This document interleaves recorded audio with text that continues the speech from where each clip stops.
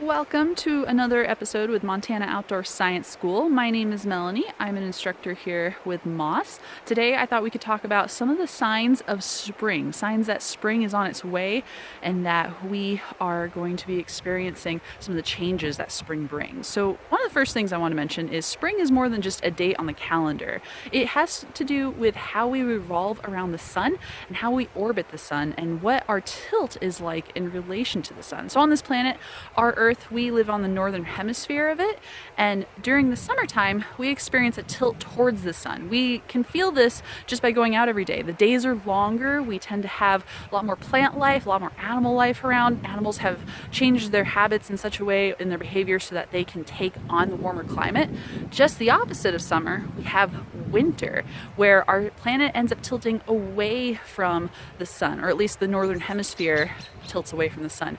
We see this in that the plants begin to lose their leaves. They go into sort of a hibernation state. Animals do the same thing, and animals also change their behavior. They may migrate into warmer climates to get away from that cold. So these are things that we see in the springtime, and I wanted to show y'all some real life things that I have found myself around my neighborhood walk today. So one of the things I have seen is that there is lots and lots of buds starting to come out on branches. You can see along this stick here, there's lots of little buds up and down the whole branch. You may find that the aspens around here have especially begun to bloom because they'll have fuzzy little nubs on the ends of their branches. Something else that may happen is animals begin to migrate back towards our area. Over here, there are American robins floating around looking for food.